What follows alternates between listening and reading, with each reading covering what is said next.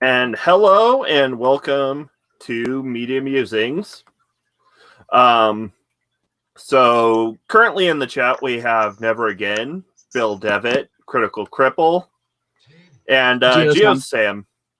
And of course, a welcome to anyone who might be watching in the future or currently lurking. And since GeoSam is currently in the chat, special thanks to my patrons, Santi the Same, GeoSam, Julie the Voice, and Rain. And so before we get started on the topic... Hang on, rings. Yeah. Oh, yeah. Yeah. The technology doesn't like ring. Yeah. I'd like to give a blanket fuck you to Autism Speaks. Yeah, I can go with that.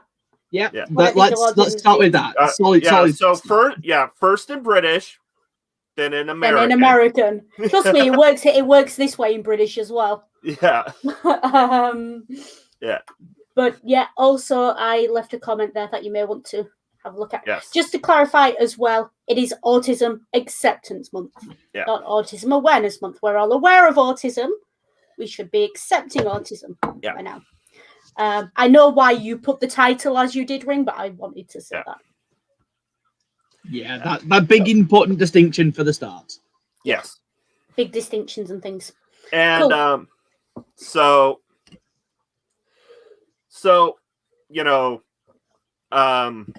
Sam's going to be largely taking the lead in most of this discussion because they are, actually, have a diagnosed autist. So yeah.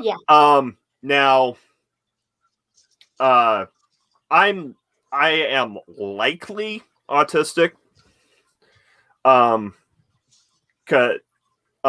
We discussed this earlier and felt it was appropriate for me to bring up this story. But while I was at my Christian school, a social worker came to see one of my classmates for a, diagnosis. And she said to my mom, you should probably get Ring tested because he's likely on the autism spectrum. And I was never tested. Yeah. I'm going to add a bit to that and say that Ring's mum said to me that the reason Ring was never tested is because she felt that Ring at the time was doing perfectly fine and didn't need the stigma of a diagnosis. Which I think is an important thing to address when we're talking about autism. Yep. There shouldn't be a stigma to a diagnosis. I don't care. And I know things have moved on very quickly recently from when Ring was that age. But a diagnosis, for me, I was diagnosed dyslexic and dyspraxic. So dyspraxia is very close to autism on the neurodivergent spectrum, but it's not autism. They appear very commonly together in people who are neurodivergent, but not always. I want to clarify that statement, but we're all sort of saying where we're coming from here. So that's where I'm coming from. Yeah. But I'm of the belief, because I went through hell when I got my diagnosis of loss of confidence, no support, the whole shebang. And I'm a great believer in a diagnosis is not a sentence. It's not a life sentence. A diagnosis should be the first step in learning to handle it and learning to adapt to your environment by knowing what's wrong. You can't put support in place if you don't know what you're supporting. And that's what a diagnosis should be in an ideal world. I very much... But I have a bee in my bonnet about what it should be. I think that the only reason that I didn't have like a big confidence knock when I found out I have autism was my chemistry teacher at high school. Because my chemistry teacher at high school was the head of Senko. He dealt with all the special needs stuff. And when I went for my first autism diagnosis and it came back negative because reasons, but they said I probably might have some dyspraxic tendencies, maybe. Tendencies. The head of Senko at high school was like, no, fuck it. Sam's clearly autistic. I'm going to speak to him. And so we had that conversation, and he kind of helped me be like, what do I actually need from the school, sort of shit. And because I know one of the more severely autistic people, like to the point of being non-verbal and thinking it's fun to get bees to sting him and eat batteries. Yeah. So it's quite. Yeah, so that was my conception of autism before I spoke to Dr. Archer. Yeah. I will say as well, there's a lot of misinformation. Just to jump off that again, with the dyslexia and dyspraxia, I was 21 and an undergrad when I got diagnosed. I was 20, sorry, and an undergrad. And my immediate visceral gut reaction at the time, which was incredibly ableist, so warning for what I'm about to say, but my immediate reaction was, I can't be dyslexic, I can read. And that was my parents' reaction as well. We didn't understand what it was. Yep. No one had explained it to us. No one understands what most of them are, unfortunately, including mental health professionals, concerningly. Yeah, very concerningly. But we are seeing a cultural shift, I think, over the last 10 years or so, where the information's getting out there slowly, at least on social media. Eventually. Yeah. We'll get there. We're getting there. And people with these actual divergences are getting a voice now. Slowly. And which is why, the topic... Well, first off, yes, I know last week we said it'd be Rain Man, but I did not have the spoons to watch Rain Man. Yeah, I got halfway through it and I was just like, I will die. But the reason it's a more general, representation of autism in media is because that's basically how most people get what information they get is by, and like the way media represents, groups of people has a big impact on forming the opinions of people who consume that media. It unfortunately does, yeah. To the point that I have a small rant about this. Maybe it'll happen later, maybe it won't. The amount of neurodivergence coding in media that gets put on villains. Yeah. Oh, yes. And very specifically, normally things like autism and anxiety disorders. Yeah. Yeah. And trauma disorders as well. Yeah. Post-traumatic stress. Yeah. Not everyone with post-traumatic stress is going to cry and have an anxiety attack and curl up in a corner. People react in different ways, and it's just as common with post-traumatic stress to react with anger, with rage, with yelling and screaming, and to be triggered to look like, I'm going to say it, ring channel punching bag, to look like Snape every time the Marauders are brought up. Yeah. That guy's being triggered. That guy's got PTSD and he's being triggered in those books. Yep. And it's presented as him throwing a fit and being disappointed or whatever. Yeah. No, he's being triggered. Oh, the amount of times I see something that's clearly an autistic meltdown, and everyone around goes, "Oh, aren't they badly behaved?" And I'm like, "No, they set a boundary. You pushed the boundary. They couldn't cope." Yeah. Yeah. No, I mean, again, I was tested like 10 years, coming up to sort of 8-10 years ago now. Yeah. And my diagnosis started as dyslexia with dyspraxic tendencies. And then the Senko person at the uni sat down with me and said, no, it's more dyspraxia than dyslexia. and then said, it's probably autism, but we can't afford to get you tested again.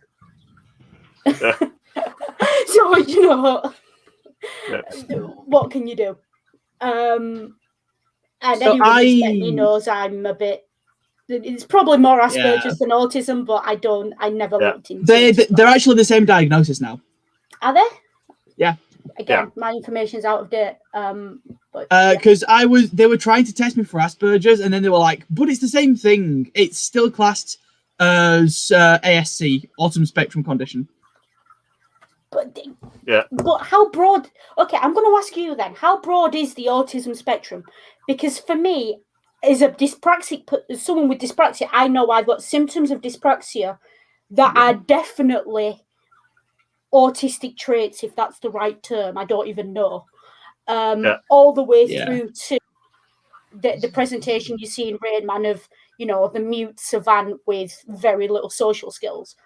And that's a broad spectrum, but how broad is that spectrum? Like, where are the lines? Okay, so I have one friend with autism who is super sociable, but not great with social cues, and who is very bad with like maths and stuff, which is very not stereotypical. And they're fairly literal, but they've basically built a system in their head of how to go about understanding jokes people make. And like they're working on like tonal recognition stuff because that's a big thing for them. But then there's also someone else I know who's great at tone, is an incredible writer, is stupidly good at maths, is okay with social cues, but and they if you start speaking to them, they're not super sociable, but if you mention something they like, that's it for the next half an hour. So I acknowledge I just described Noodle and Ring. Those are some IRL friends too. You've described me quite well as well there, actually. The thing is, I think there's a certain sort of checklist of how many of these tendencies you have to a certain extent before you get a diagnosis. Pretty much. To get a diagnosis, I walked in, handed them a list, says, here's a list of 50 autism symptoms I display. And they were just like, okay, yeah, sure. I have to say, from people I know who are autistic, that is exactly what they would do. They would arrive with a list. Whereas I arrived at my thing and so what do you want me to do?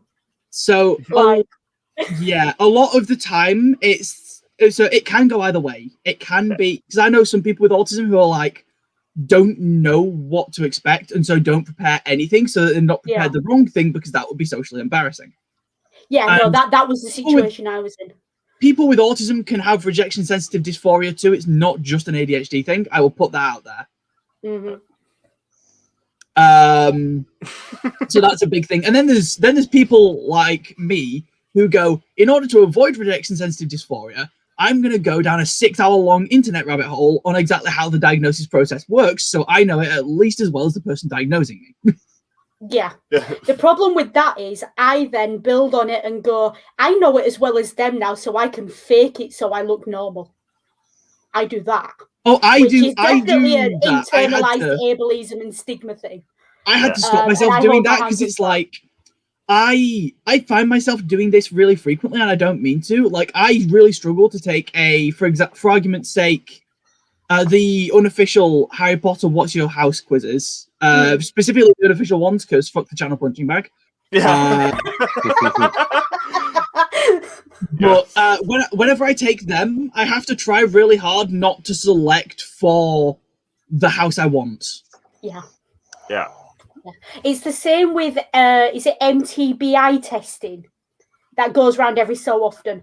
Every time I do that test without fail, I get a different answer. Or like the Myers, the Myers Briggs. That's another thing, is that for people who are neurodivergent, and this can include autism people, but not necessarily, it can be the case that their mood shift changes a lot about how all of their interactions work. If I'm tired, even slightly, I'm a grumpy ass.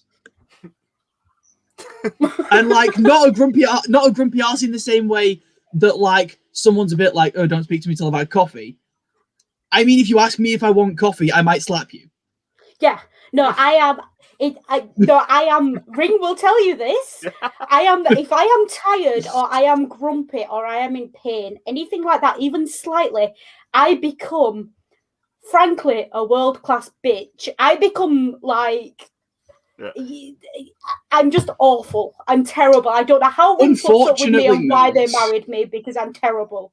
I've destroyed friendships in one of those moods because I've just said things that were unforgivable. I know that feeling. Yeah.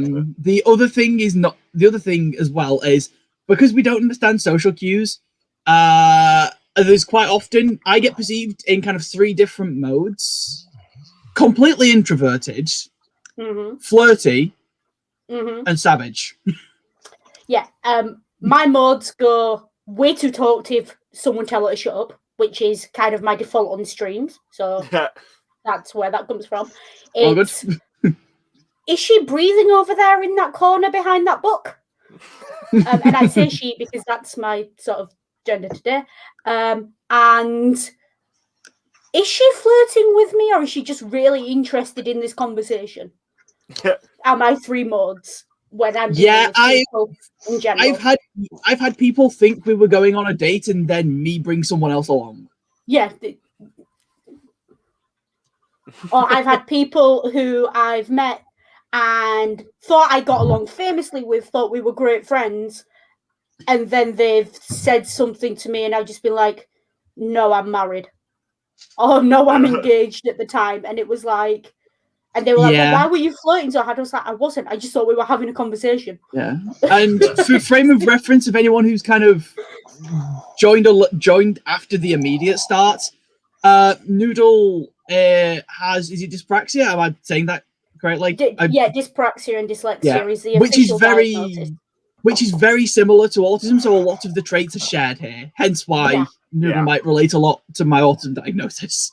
Yeah, which is why I'm bouncing off you a little bit. I want to talk about this in this spectrum of neurodivergency in media, because we see that there seems to be very set things we see. We see the savant, which is like your Dexter, your what's that one with the your Sherlock Holmes, your Sheldon Cooper, your quirky genius, Lisbeth Salander to a certain extent. I very much fulfilled the quirky genius role in high school, which got me a lot of shit. Arguably, you could say Monk. Definitely Monk. Monk is definitely on the spectrum. I will fight that. I'm sorry, the dude in the character or Monk is in the role? Monk is in the character. Yeah, Monk. Yeah, Monk is in the the detective. He'll only drink 1 brand of bottled water, regardless of where he is or what else is available. He has to have set clothes. He has to touch. He's definitely got OCD in there as well, because he has to touch every lamppost as he walks past it. He's at the point. He's a detective and he has a carer. Is her name Sharon? It's been a while since I've seen it. He's definitely somewhere on the spectrum. Yeah. To an extent, there was a lot of confusion around it, but Will Graham of the Hannibal series, you can argue it, particularly in the early episodes, although they did wind that back a bit when they realized people were confused because he wasn't. There's a line in the first episode where he says, I'm closer to Asperger's and autistics than psychopaths and narcissists on the spectrum, or words to that effect.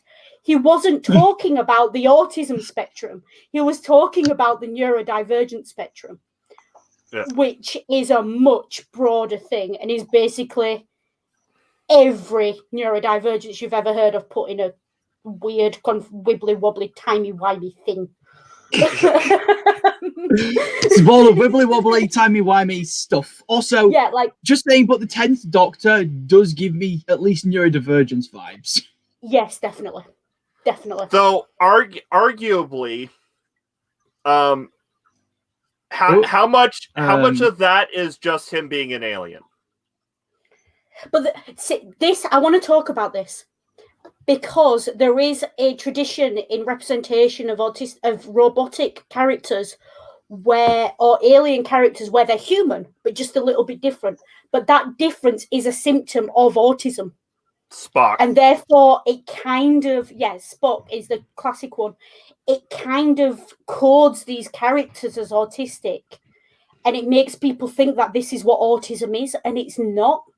Or it kind of conflates in people's minds that autistic people aren't quite human because the representations they see aren't human. And it's a problem. Yeah. And I can see why people do it, but it is a problem. Yeah, I've noticed that a lot of autism representation tends to be like Vulcans and that type of alien or robots. Yeah. Yeah. Data from... My connection fucked up for a second. There. Did my whole sentence get out before I cut out? Yeah. Yeah, I think it did, yeah. Okay, good. But yeah, I think the whole of the UK is having internet connection issues today, because I did earlier too. I had a bit of an issue, obviously, which is why I was a bit late into the stream, because... Yeah. But it is this, it's kind of this opinion, and I want your take on this as well, Sam, that presentation of autism seems to be a human being but missing social interaction, or missing a sense of humor, or missing the ability to read facial expressions, or missing empathy or something. And it causes issues for autistic people when that's what neuronormative people think it is. The amount of times I've spoken to someone, I've told them I'm autistic, and they've said, "No, you're not. You have emotions." Yeah. Or the one when I've mentioned my friend's autistic. Oh, like Rain Man. Yeah. No, not like Rain Man. Yeah. No, nothing like Rain Man. Yeah. Or like Sheldon, and it's like, for me, almost. But Sheldon's a dick. Yeah. Listen, not all autistic people are assholes. Yeah. Not all assholes are autistic. Please separate those two things. Or like how after Guardians of the Galaxy came out, people were talking about Drax as a good example of autistic representation. No. What's your take on that, Sam? Because Drax to me seemed he was Spock with muscle, wasn't he, basically? Let's be honest. He was somewhere between Data and Spock, but with muscle. And a little bit. Great. Yeah. I mean, have you ever seen a representation that you think is actually good? As someone with autism, have you ever seen that? The closest I think I've seen to good representation is Data. Okay. That gives you something to it. I was going to say Data is fairly good, and I'm not super familiar with a lot of like mainstream media stuff. Yeah. But like in Full Metal Alchemist Brotherhood, I feel like Edward is a good example. Okay. I've seen bits of Full Metal Alchemist Brotherhood. I haven't seen all of it. Which one's Edward's? Older brother, younger brother, or tertiary character? Older brother. I'm now wondering if I've fucked up the name in my head. It's like when you say something, you're like, have I got that right? No, listen, the only time I saw Full Metal Alchemist Brotherhood was over 10 years ago at a university event. Yeah. It's me probably so the older brother, I feel like is very neurodivergent. Certainly, I feel like probably autistic because he is obsessed. He does this classic like obsession with something thing, but he's not necessarily like unhealthy obsession about it. It's more like this is our end goal. Let's bear that in mind constantly and work towards it. And is a stubborn motherfucker. Yeah, I can see that. I can see that from what He also carries around a notebook with a list of the components of the human body that he's memorized. That's a neurodivergent thing? Do you know how many notebooks I own and keep in a handbag? That is a classic neurodivergent thing, is having either some reason you feel the need to carry around a notebook, or having something that you like collect, or a specific thing you're super interested in. And for him, it is trying to work out how to reverse fucked up human transmutation for obviously like a big goal oriented thing. But even after they've achieved the goal, it's still kind of implied that he has an interest in it. Yeah. Okay. Can I just blanket statement here to go with that? I wrote my master's dissertation on Severus Snape. Yes, can we? So that's fair. I was about to say let's talk about special interests for anyone who doesn't know in the chat. Yeah. Yeah. Like, no matter what else I'm into, it's always there. Like, I still, even on my desk, I have my little. And you know, behind you. And behind me, and again on my desk. You know, it's kind of, I have two special interests right now: Severus Snape and Hannibal. And these are I'm alternating between the two, if you can call it a special interest. I haven't in the past because obviously not having a diagnosis, but yeah. I think I get where you're coming from. It just saturates your life. Like, there's pretty much nothing in my life that I can't relate to Hannibal right now. That is fair. It does come to a point where it's like your brain sort of just goes, but how does this relate to this? Because like I have special interests that are considered a bit weird, which throws people off. So like to name a couple of special interests, hypnosis is one of mine. And another of mine is D&D. Oh, right. I'm gonna let you and Ring talk for a bit. So yeah, special interests. So I've had a special interest in both of these things since I was about 9 years old, which means that they normally stick around a long time. Some people have special interests that could come and go, but I get very excited about a few specific things, and D&D is one of them. And Ring also obviously into D&D. Yeah. Ring's gone off stream. So while they're there, so they can hide their face if they wish to, I'm going to say two things with Ring: Steve Irwin and the Dresden Files. And I'm sure when Ring comes back, they will giggle knowingly because they know I've observed that about Ring. Trust me. See, Steve Irwin, I can understand very much. The Dresden Files, I don't actually remember off the top of my head what they are. Constantine meets Harry Potter. Is my best description of it. I'm pretty sure an episode of Media Musings has been done on the Dresden Files. So, yeah, nice. An early one, yeah.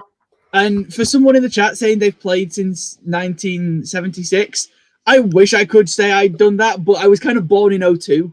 Yeah. So, just in case you missed that, Ring. Talking about special interests, I'm going to start listing things. Yeah. Steve Irwin, the Dresden Files. There you go. Yeah. But D&D. D&D. Yeah. What was the other one?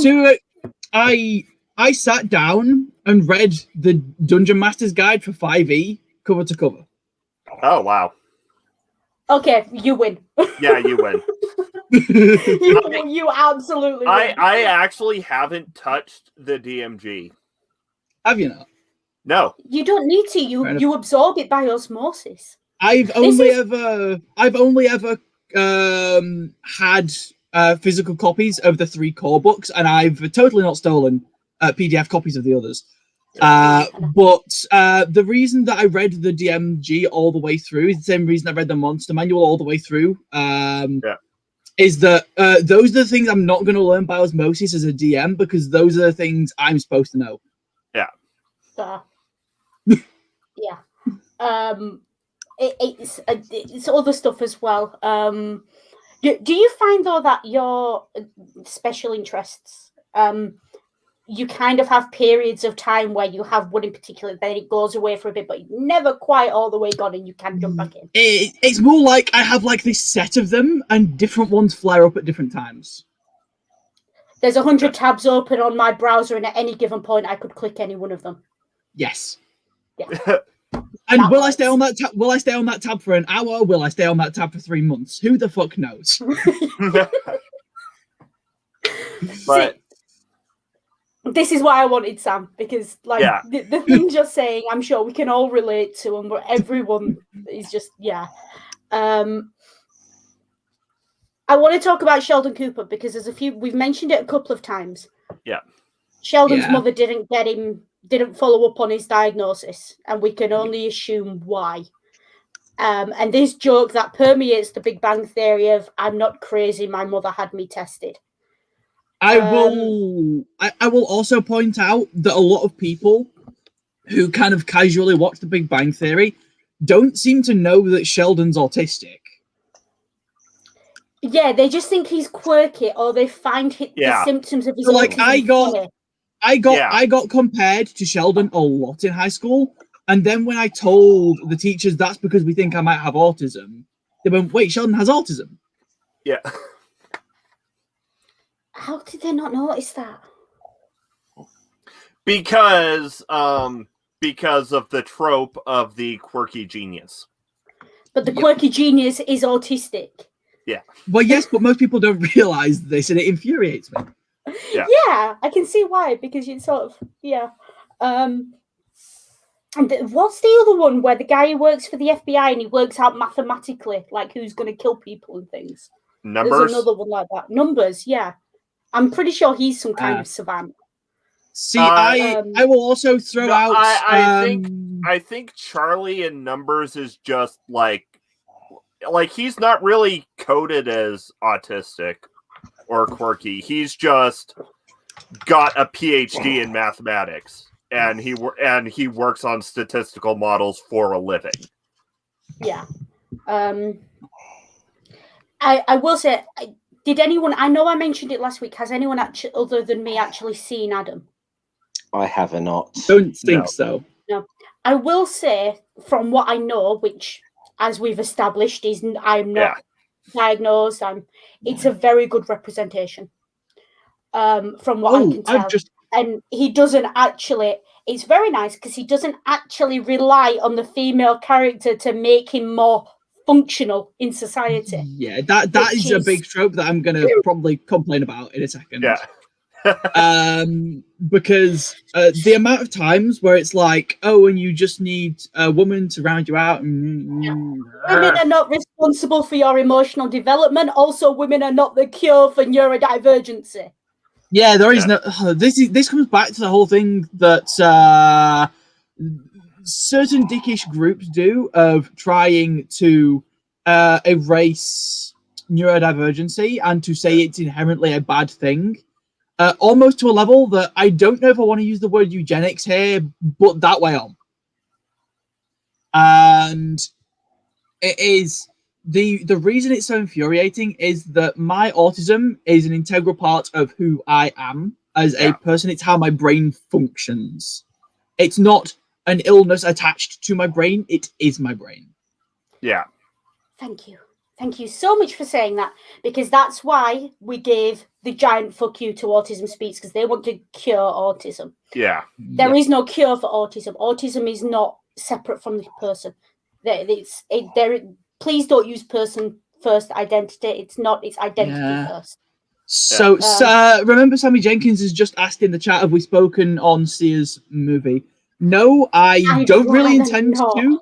I don't intend to. What I will say is there is a TV show, the whole cast of which is autistic. It's not that hard. Yeah, it's not that hard. And also, please, if you do hire an autistic actor or an autistic consultant for your show, please don't then badmouth them while going around giving interviews about your new movie. Yeah. Or, have a go at who they are. Yeah. Now, have you guys, are people familiar with Community? That's something I've been watching with a partner. And I've seen bits. You're talking. What's his name? Abed. Yeah, you're talking about Abed. Yes. I don't know if he has like a diagnosis or anything, but he feels very neurodivergent. Yeah, I think he's written as at least neurodivergent, if not autistic. It just strikes me that he's written as the stereotypical autistic Asian kid. Yeah. Right, can I, because you said Abed and I thought that sounds like an Asian name. Can I jump in? Yeah. Intersectionality is a major issue in neurodivergent things. Statistically, Black, Indigenous and people of colour are diagnosed less. And it's put down to behavioural issues, not a neurodivergency. It is, and that is a big issue. Women are, like AFAB, cisgender women are diagnosed less. Because people think, trans guys are diagnosed less too, actually. Yeah, because we learn to, we're already in a situation where we have to adapt to the world that doesn't suit us, and we do it, so we're diagnosed less. And the reason that trans guys don't get diagnosed as much is because it's more difficult to get diagnosed as an adult, and trans guy can't really get diagnosed as an adult unless they hide being trans, and then they're seen as just a woman. Yeah, and the problem with that, so there's no by way of intersectional. Here's a fun thing for you. Gender identity clinics are less likely to take you if you are neurodivergent, and you're less likely to get diagnosed with a neurodivergency if you're trans.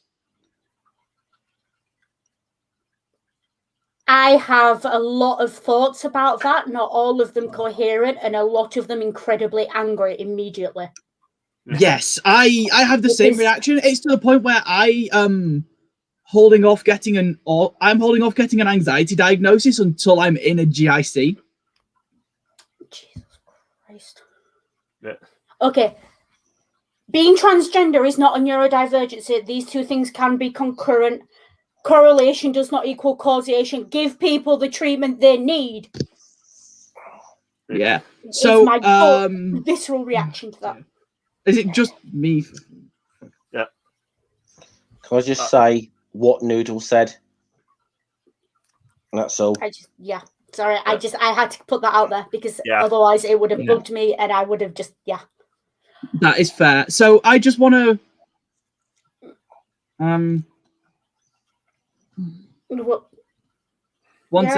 my connection fucked up a second.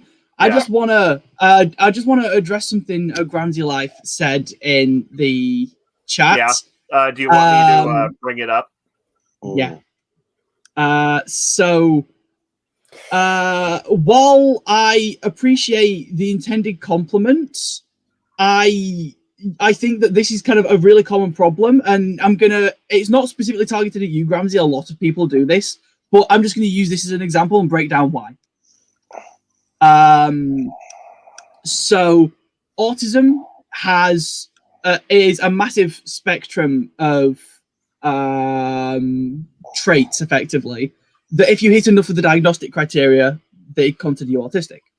And so different people's autism look very different, but also not being able to guess that someone's neurodivergent isn't inherently a good thing, because neurodivergence is not something that is a issue. It is not something that needs to necessarily be medically treated, though bits of it can need medically treating, like executive dysfunction. But like, to me, like, I feel like I come across as really fucking autistic, and that's a bit of me I'm happy with. And I don't have major meltdowns because I have learned how to emotionally regulate myself and how to remove myself from emotionally stressful situations. And it is really hard for people who are unfamiliar with things like neurodivergencies to deal with small children who have them. And a lot of people see them as problem children or whatever. But a lot of that is stuff that is part of the stigma around it that I want to try and get rid of. Yeah. And that's not to have a go at you, Gramsy, because a lot of people don't know better. But I just wanted to bring it up and make sure that it was put out there. Because it's a disappointingly common reaction in society. So a way I have heard it phrased by one of my friends that I think is quite nice is that neurodivergence does not have to be pathologized. It's not necessarily something to be treated. Yeah. Yeah. Sorry, I needed a moment to gather myself. I know what you meant, Gramsci. I am begging and pleading with you, please don't say anything like that to your grandson. Please don't ever let your grandson feel like their life and their existence is something that's sad to you. Even if it is. It's a difficult situation to be in. I appreciate that. But he could have a fantastic, amazing life. And if he believes that his nearest and dearest are looking at him and don't view his life as on a par for quality as theirs, it's going to fuck him up and it's going to seriously knock his confidence. Having been through it as an adult, being diagnosed with dyspraxia and dyslexia, trust me, you can probably hear it in my voice that it kind of got to me. And Gramsci has then kind of clarified in chat that I absolutely know you mean well, but please be careful is what we're saying. Please be careful what you say to your grandson. If you ever want to talk it through or anything like that, I'm not autistic, but I've been through things like that. You're welcome to contact me, and I open this invitation to anyone who's got family in that situation. What do I say? How do I word this? By all means, get in touch with me. I will happily sit down and go through that with you and put that emotional labor in with you, because I think it's important that we get a generation of adults who are seeing these kids come through, who understand how to build these kids up and not tear them down inadvertently. And it's so important that we do that for these kids and for these families as well. And please don't take that as an attack, Ramsey. It's not. I want to help, and I really, really want things to be good for you and for your grandson as well. And for anyone else out there who's seeing this, I know it's difficult, but there are certain things I think, just as there are certain conversations we don't have in front of children. And that's not to say autistic people are children, but there are certain things please don't say directly to those with neurodivergences, because you can cause quite a lot of upset. Or if you say it, sort of say up front, listen, I don't, if this upsets you, it's not my intention. Please be very clear about that, as you have in the chat, and all power to you. But sorry. And like, take over, I'm rambling. Like we said, it's not, it's nothing on you, Gramsci. It's just using your comment to illustrate a wider issue in society. Absolutely, it's not an attack on you personally, Gramsci, at all. I've had that. I've had people say to me, but you've got degrees, how could you possibly be dyslexic? And all that tells me is immediately is that these people don't know what dyslexia is. It's like the people... Go on, sorry, Noodle. Just the way I had to describe dyslexia and dyspraxia to my dad, I said, because he said to me, I don't understand why can't you do these things in the same way I do? And I said, Dad, it's like we're both PCs, but you've got Windows on you, the latest updates and everything, and I'm struggling because someone's put like an Apple iOS onto my system and my CPU can't cope with it. And I had to explain it to my dad. And it's like, I've got the right hardware, the software's a bit dicky. Or the software's not right for the hardware. Yeah, see, I found it really interesting to see people's reactions if I tell them I have autism, and then if I tell them I have a condition and list the symptoms of autism I have. You get two different reactions. Yes. Because if I describe the condition, they'll go, oh, is it rare or something? And I'll have to explain that it's actually really common. And they'll ask what it is, and I'll say, oh, it's autism. These are autism traits. Yeah. And it kind of blows people's minds. But if you give them the list, they'll go, yeah, I can see that in you, I can see that in you, I can see that in you. And then they go, oh, okay, that makes sense. Fair enough. How can and they can even say, I can see how that's hard. I can see why this is a problem. Because if I start to go, I struggle to get up off the floor or off a seat to do a thing I want to do. Wait, is that a... I thought that was a depression thing. What's that you're talking about? Executive dysfunction. Yeah. That's got a name? Yeah. Okay, sorry, you like just... So depression commonly results in a lack of wanting to do things. I want to do it, I just can't make myself. Yeah, like, I want to get up and get a drink. I want to get up and change the TV channel. Yes. I want to get up and go meet my friends. I want to have a shower first. I just can't. Yeah. Are we blowing Noodle's mind live on stream? I think we are. I think you've just lit a light bulb somewhere above my head that this is something I've had for a long time and have been mistaking for a symptom of depression.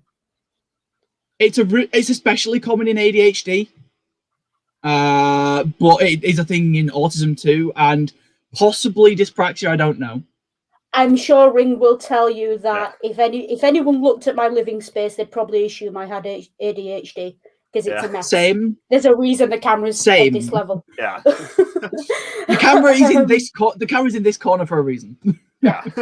Because I can swipe and just make everything look clean behind it before we go live. Yeah. Okay, that's something I need to talk to you about that after the stream, please, Sam, if you don't mind. Yes. Anyway, so we've done special interests. We've done not everyone is a savant. Ring, any topic you want to bring up? Because you've been a bit quiet. Yeah. Well, so on the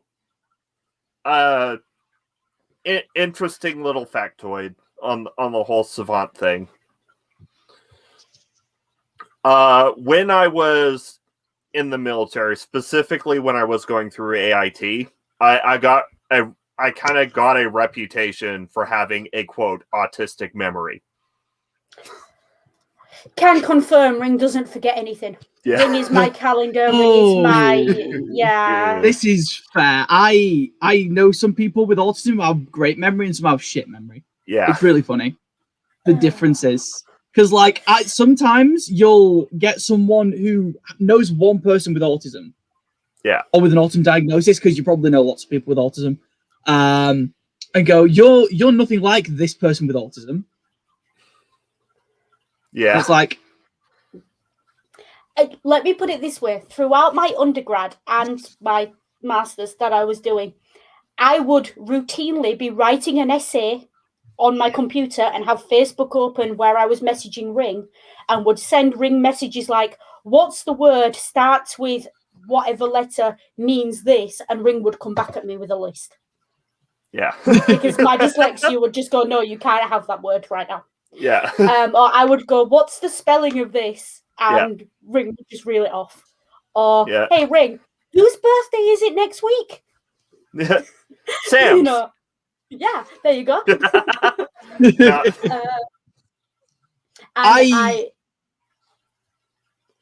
Something else that a lot of people don't realize is a neurodivergence thing. Is I got the nickname. I will substitute Sam for my name growing up here. Random Sam, growing up. Yeah. Because people couldn't follow my train of thought. I would make connections other people didn't. Okay.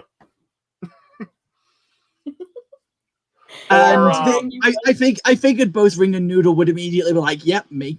Yeah, I think we probably married each other because we can follow each other. Yeah, I was going to say the three of us can hold a conversation, which is something most neurotypical people can't do with me. Yeah. Like, no, seriously, in my family, I have a reputation of just bringing up shit that had been forgotten hours or days before. Yeah. Yep. You do that. I will confirm. Yeah, I'll just be like, oh, this thing over here, and people will be like, that was Christmas. It's nearly Easter. Yeah, no, like I will have this thing where, and you've seen me do it on streams because I know I've done it on streams. We're talking about one thing and I'll run off on a tangent. Yeah. And then another tangent. And then another tangent. But if you leave me long enough, I'll circle back round. Yeah. Yeah, we do that. It's like, we do have a point. Let us get there. Yeah, I have a point. Just let me get there. It's taking a while. Also, Sammy Jenkins gave us another topic. Oh, yes, definitely. Yes. I was quite, not violently, but quite stringently trained to look people in the eye when I'm speaking to them. Stare at their nose, it's fine. Yeah, that's what I do. I look at their noses, or I look at this bit here. Sometimes I look at this bit here. Yeah, the bridge of their nose is easy. Yeah, the bridge of the nose or just under the eyes, the cheekbones I can do. Because looking someone in the eyes is really, like, I can't do it. But it was something as a kid, I was sort of told, you have to look people in the eyes, otherwise you're a liar. Yeah. And I didn't want to be a liar. And I was accused of being a liar a lot because I wouldn't look people in the eyes, and it got me into trouble. Therefore, I learned to look people in the eyes. Yeah. But it was physically, it's almost like if I look someone in the eyes and I'm trying to talk to them, it's like I constantly want to blink, and it's like there's a pain in my shoulders and the back of my neck that's making me, like, I have to physically stop myself from turning my head. Like, and like I can't explain what it is to anyone. It makes me break out in a sweat. As much as it is a stereotype, I do struggle to look people in the eye, and so I had to learn workarounds for that, because otherwise people get pissy. But that was one of the first reasons one of my mum's autistic friends said, "Hey, does Sam have autism?" Yeah. Yeah. I mean, I understand that, but if you leave us long enough in a world without a diagnosis, and honestly, the more I listen to Sam talk today, the more I think I need to speak to a doctor. If you leave us, those of us who are neurodivergent, because it's not just autistic people who can't look people in the eye. Damn, I didn't realise I was on mute for so long. I was trying to say a couple of things. Oh, sorry. That's my fault. I was on mute. But yeah, it's if you leave us long enough, or if we've been forced enough as kids, we will do it, no matter how bad it is for us. Because it's kind of, you can train a dog to come to you for a kick if you force it enough. It's just one of those things. It's behavior.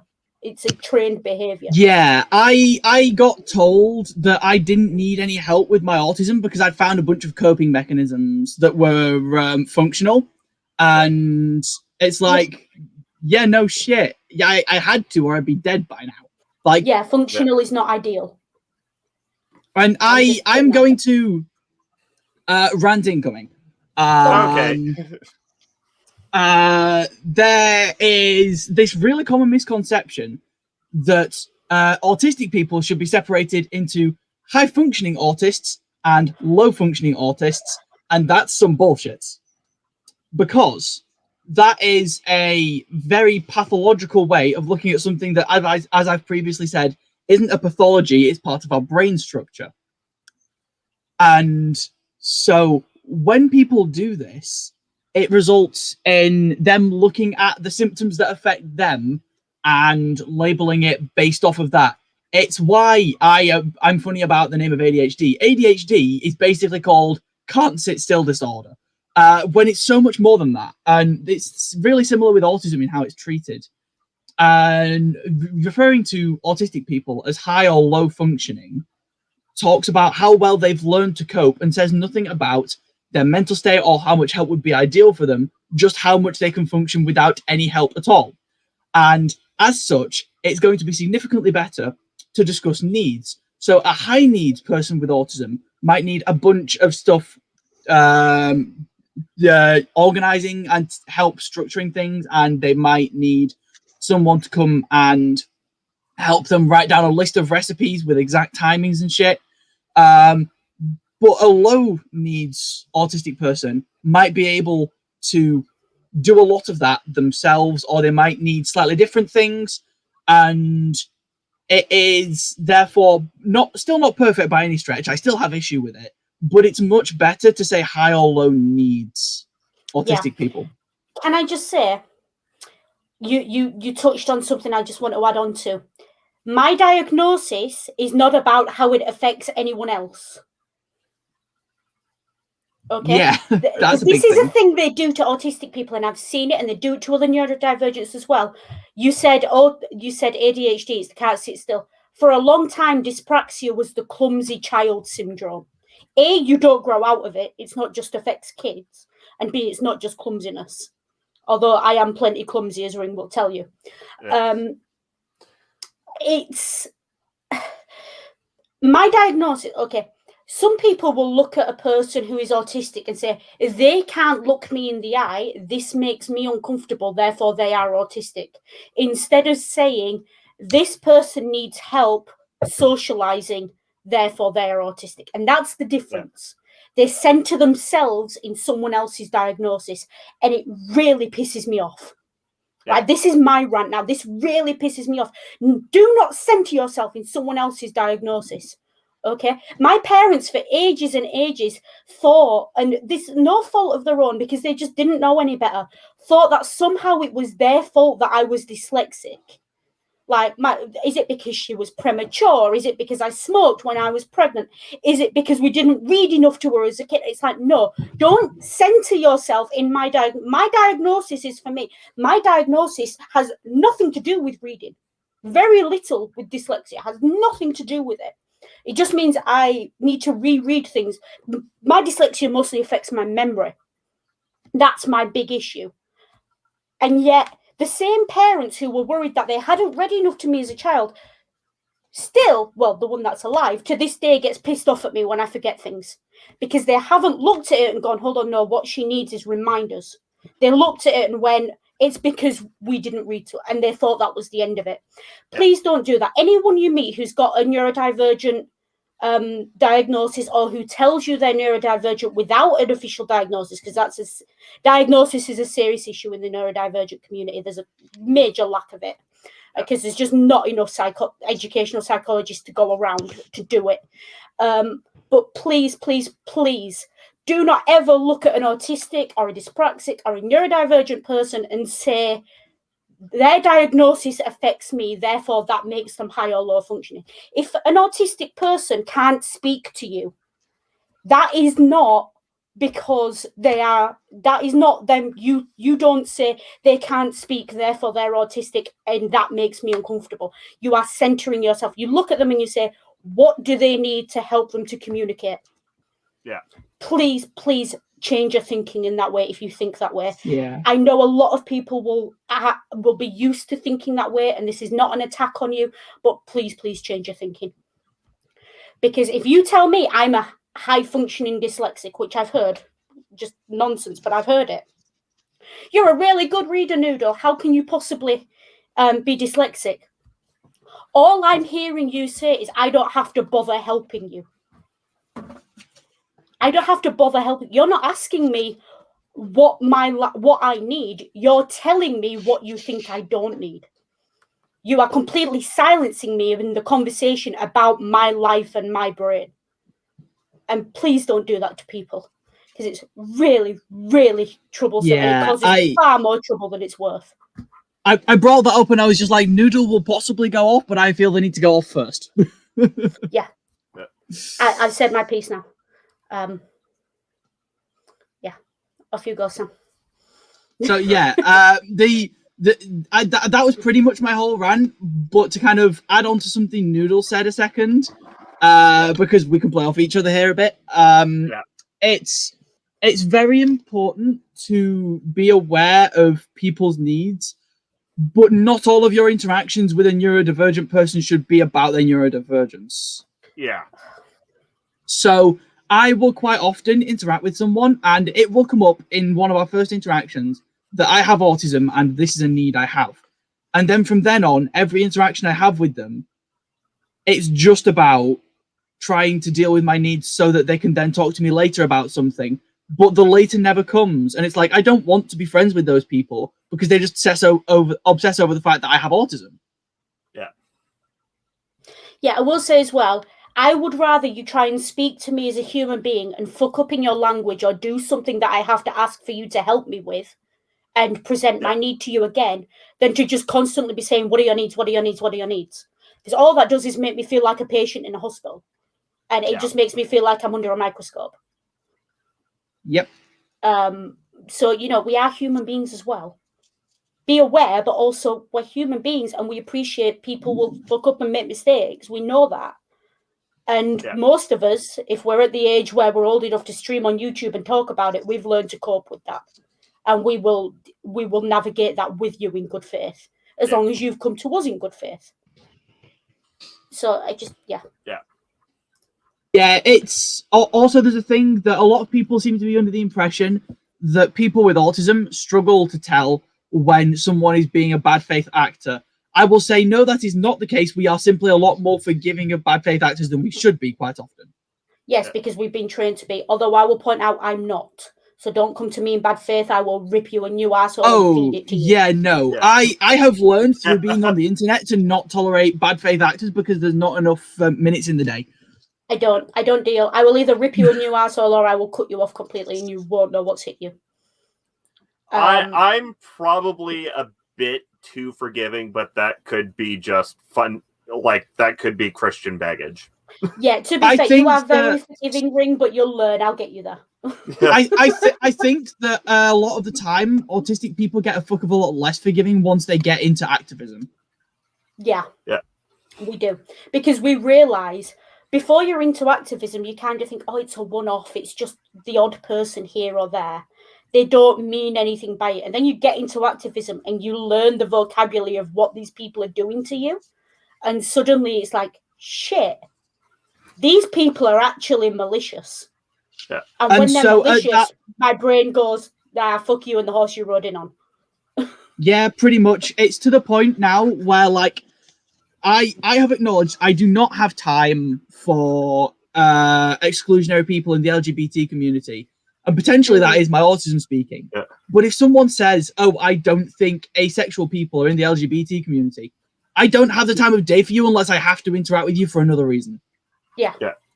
Can I ask, where are you, Sam? Because this is something I find I'm really sensitive to. And I wonder if it's a neurodivergent thing or if it's just a Yorkshire and me activism thing. Hypocrisy. People who are hypocrites.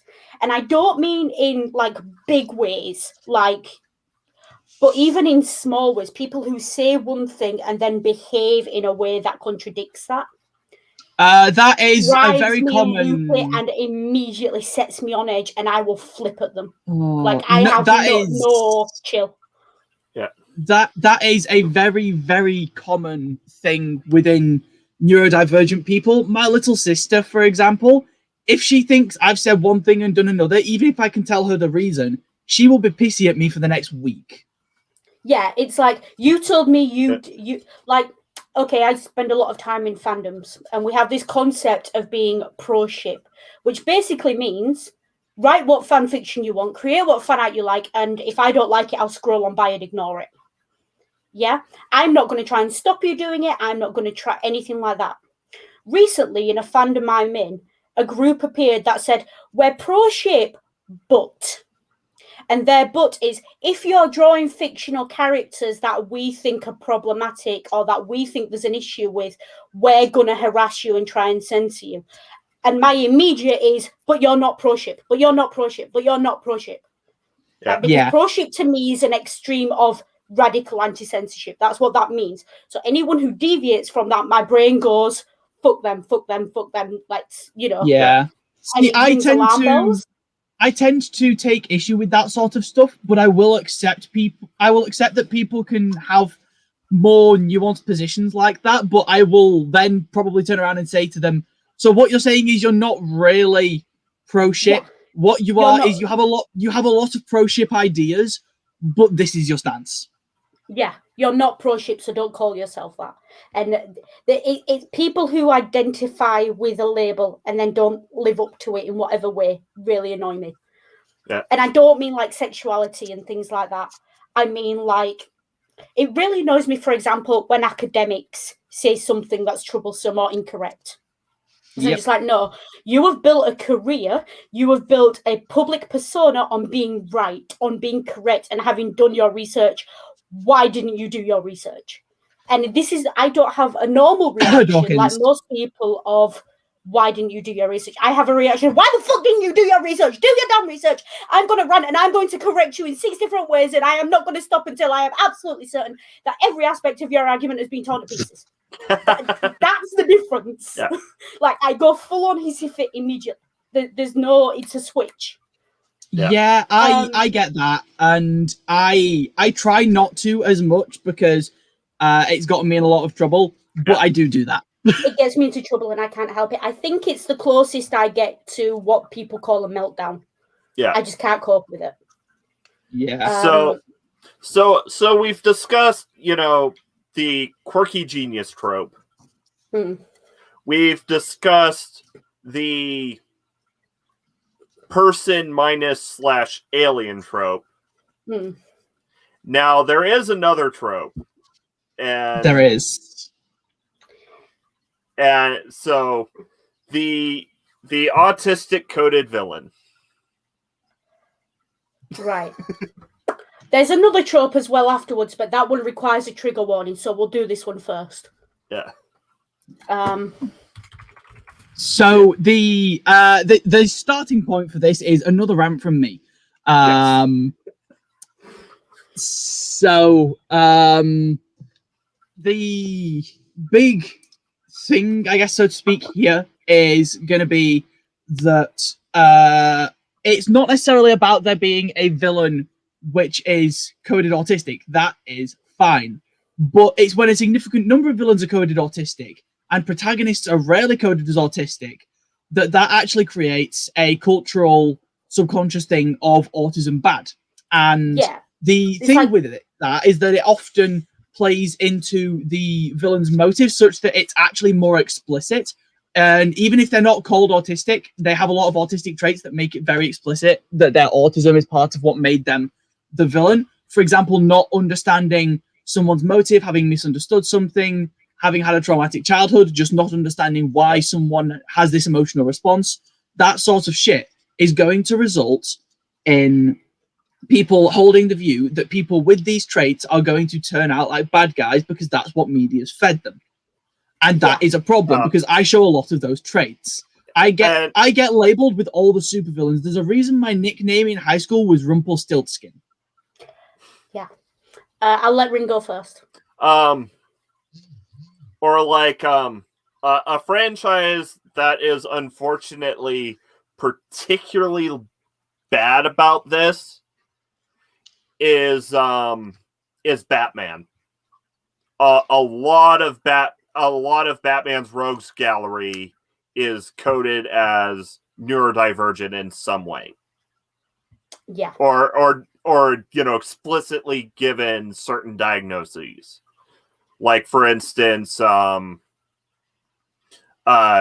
Two-Face. And Edward Nygma especially was explicitly in canon at a point diagnosed with OCD about his riddles. Oh, so here's a fun thing for you, is that as much as I despise that within the Batman villain Hall of Fame, I quite like how a lot of fanfic authors will take the villains and spin them on their heads. Like, they're only really pretending to be villains and they're effectively just Batman's adopted children playing out. Yeah. I'll also point out as well, neurodivergent coding or neurodivergency in villains has a massive cross-section with queer coding. Yeah. It does. Yeah. Also, I wonder why I think the same effect. I wonder why I always find it the villains I'm attracted to. Could it possibly be because they're the ones I fucking relate to? Yeah, like I relate to the villains. Like, So no, okay. So here's the thing. So there's, and I could be completely off on this. I could be take this with a major "this just crossed my mind" asterisk. A Carthage full of salt. Deal. Yeah.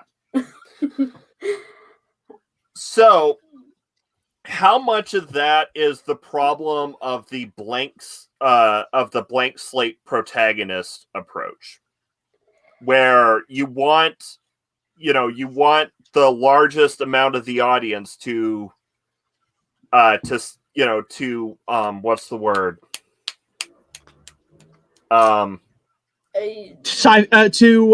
Cipher themselves onto the protag. Yeah, onto the protag. So the protagonist is coded as normatively as possible, and Yes. then the villain has to be a contrast. While I can accept that, I would tolerate that if they had secondary protags be neurodivergent. Yeah. Yeah. Like have you guys seen Avatar: The Last Airbender? Yes. So if they did autism representation the same way they treated Toph in Avatar: The Last Airbender, I'd be happy. Yeah. Because the way Toph... Okay, so Toph was an earthbender in Avatar: The Last Airbender who was born blind. She was taught through earthbending to register the ground around her in order to be able to have a substitute for vision. Yeah. Yeah. And yeah. So her needs were put first, and her skills were used to fill that gap. And so there are a ton of blind jokes in Avatar. All of them are being told by Toph. Yep. Yeah, I will say as well, as a neurodivergent person, I have absolutely I do not hold my diagnosis sacred. I will take the piss out of myself. Yeah. What I won't do is turn that around against someone else who's neuro. I will joke about me being dyslexic and my dyslexic tongue, and my dyslexia doesn't like me today. I will not say to anyone else, "Oh, your dyslexia is having a go at you today," or "Is that your dyslexia?" I won't do that because that's but like a character will say, like, "I've never seen anything like this," and then Toph will quip in, "Neither have I." Yeah. And I find it really they also had things like the characters trying to remember that Toph couldn't read and shit, because Toph obviously can interact with them and knows where they are, and oh, your audio's gone, Sam. Yeah. Sorry, my connection dropped a second there. Yeah. So Toph can always tell when they're lying because she can feel their heartbeat through the ground. Yeah, that makes sense. And also Toph can always know where they are because of feeling their presence. So they occasionally forget she can't read and shit. Yeah. Yeah. That's interesting. Again, dyslexic here. I get that. People will say to me, they'll know I'm dyslexic, but they'll have forgotten because they're so used to me just interacting with them. And then they'll hand me something or ask me to do something, and they'll go, and then you see the moment where the color drains out of their face, their eyes go wide, and they go, "Oh shit, I'm so sorry, I didn't mean to do that. I know you can't." And I'm just like, "No, calm down. If I couldn't do it, I would have told you." Yeah. It can be played for laughs, but some people get really sensitive about making that mistake. It's kind of like when you misgender someone when you're trans. When they're trans, please don't make a big deal out of it. Just apologize and move on. Apologize and move on, yeah. Yeah. Because it's just awkward for all of us if you get all hyped up over it. Yeah. I've acquired a new hyperfixation recently, which I don't know if is a special interest or not yet, but it's certainly a hyperfixation. It is Avatar: The Last Airbender. So fair warning. Well, I'll have to watch it now so I can keep up with you. Yeah. That's definitely going to be that's definitely going on the big invisible billboard of eventual topics. Yeah, we'll put a pin in that. Yeah. Yeah, I'm currently watching Legend of Korra, which is the sequel. Yeah. Okay, cool. I will say, because as we were saying, special interests and hyperfixations and all that, I want to talk about not just autism for a second. Yeah. Because, again, I'm going to take this to Hannibal. So, spoilers for the show. The show does this thing where, despite the fact that, at least 3 of the characters in it are qualified psychiatrists, and several others around them have psychiatric qualifications to the level of a master's or above. They never apply a diagnosis to someone, like, immediately. They never do it. Like, you get to season 3 of Hannibal, he's in prison. Like I said, spoilers, he's in prison. He's got a psychiatrist watching him. He's a psychiatrist, and there's another psychiatrist involved. And they're still saying, we can't diagnose him as a psychopath. We don't have a word for what he is. We go all the way through. We have Will Graham, who is a forensic psychologist, who we assume has at least a master's in the subject because he's teaching it. Yeah. Who won't let psychiatrists look at him to see if he's autistic, or to see what his neurodivergencies are. He won't allow it, because they think he's autistic, but he's got this empathy disorder, and there's a lot of things concurrent going on with the character, and he changes radically, and he absorbs sort of the characters of the people around him, which, when he's surrounded by, a cannibalistic psychopath, is probably not the best, healthiest thing for him, let's be honest. Yeah, that's not kind great. of what he does, See, which is why he won't let them do with- that. But it on causes that- on issues that- for him too. On that kind of topic, people should never try and diagnose someone with a thing. But I will make jokes to my friends about them doing a lot of things that look like autism, to the point where I suspect they have it. Like, my best friend, I'm fairly certain, has either autism or ADHD, and I'm not going to diagnose them with anything. But I am going to point out where they do things that are very stereotypically neurodivergent, like info dumping. We've all done it to each other on this stream. Yeah. Because we have that level of friendship and banter and what have you. But I wouldn't dream of saying, Sam, you need to go get a diagnosis now. Or there's. I think it's important to distinguish between people bantering between each other, especially if at least part of the group are neurodivergent themselves. Yeah. Yeah. What I don't like, and what I will absolutely have a go at people for, you are not OCD because you went on a cleaning spree. Nope. Yeah. You are not autistic because you fucked up a social situation. You are not dyslexic because you can't be bothered reading. Please, if you are not neurodivergent, please don't say things like that. It's really dehumanizing. I know my boyfriend has suspected OCD, but that's not like OCD as in, ooh, I like things when they're in a straight line. It's OCD like, if there's mess in his room, he can't sleep. Yeah. Yeah. Like, and it presents in different ways, but you're not so OCD because you did this thing. You're just not, okay? Please don't use diagnosis terms as adjectives for yourself. It's really irritating. And I will occasionally have a bit of a bee in my bonnet about people who say, oh, I'm so depressed. You're not depressed because you had a bad day. It's like, no, I'm fairly certain I have depression, because quite often my motivation is shot, and occasionally, big trigger warning here, I have wanted to off myself. Yeah, with all respect and love, Sam, please speak to a doctor. Oh, that's like a thing that happened like a year ago, and I got help with that, and sorted. But I will say, absolutely, if you are even at the point where you are joking about something like that, you need to speak to a doctor, because people with healthy minds don't joke about things like that. Even in jest, it's just not a thing. If you are thinking about it, it's because there's a part of your mind crying out for help, and you need help. So yeah, I'm now respect, please get help. I'm now significantly better.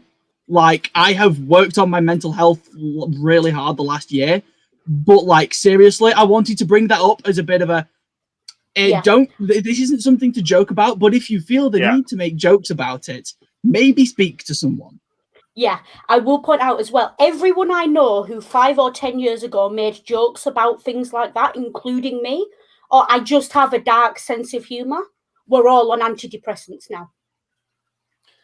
Please, except for one. Yeah, but that's because you haven't been to see a doctor yet. Yeah. Like I have a friend from college who we all knew was depressed, but didn't have a diagnosis or anything, and she recently started. I think it might have been SNRIs, Mm. and it's like that's some fairly heavy duty shit. Yeah, like I will also point out, if your gut reaction to anything, even something as mindlessly sort of humorous as one of Ring's puns on our asterisk stream is "kill me now," please speak to a doctor, because that's an early sign that something in your mind is just not, believe it or Breaking. not, it's one of the really early signs when you can joke about dying and about hurting and things like that. So I will put a small caveat on that. Mm-hmm. There are certain professional cultures where that kind of humor is the norm. It's to be expected. Yeah. Yes, okay. But you're talking about cultures such as the military. Yes. Or where that's a possibility. Where mental health issues are rampant and unrecognized. Yeah. Yep. And like, don't get me wrong, those work environments do exist. I'm just also of the opinion they shouldn't exist. Yeah. Like, if you are making light of things like that in your work environment, it's because your work environment's toxic. Like, so hold on. Trigger warning. Mm. Like, so, like, when I was in the military, every few months we'll have the quarterly spat of briefs that's, essentially finding 5 million different ways to say, don't rape people, don't be racist, don't kill yourself. When we have those briefs, jokes about suicide spiked, like, significantly. The PowerPoints were that bad, were they? Yes. See, my favorite briefing that I've ever had recited to me was don't add to the population, don't subtract from the population, don't end up in jail or hospital. If you do end up in jail, assert dominance quickly. That's a good, yeah. I will point out as well, just for people out there who are family or friends of people in the military, one thing that frightened the life out of me, and Ring doesn't know I'm going to say this, if you know a soldier or Marine, whoever they are, on deployment, and their response to nearby life-threatening noises, such as mortars or bombs or alarms going off, is to roll their eyes, please be there for them because they are broken. And I say this with a laugh, but it terrified me at the time. Ring would hear mortars go off and I'd be like, do you have to go somewhere? Do you have to get to... And he's like, nah. Right, it's just a terrorist at it again. It's just like, no, your reaction to life-threatening danger should not be a shrug. Yeah. Yeah, that reminds me of my friend who heard gunfire and was like, this again. Yeah. It's like, I know I live on a council estate in England. When I hear cars going and alarms going, and my reaction is, oh, Christ, they're at it again. It must be Saturday night. And that's not normal. No, it's not normal to react to things like that. It's normal. It should not be normal. Yeah. Like, it is not like I've had people booting on my door at 2 or 3 o'clock in the morning because they're drunk and they're trying to get into the wrong flat because they've come to the wrong floor. And my reaction is to shout out, oi, you're going at the wrong door, go away. And that's not normal for me to be that calm in that situation and that used to it. Like that's a normal reaction. My stepdad, I did. That's what the normal reaction in that situation is. Oh yeah, my stepdad. For frame of reference, my stepdad's 6'4".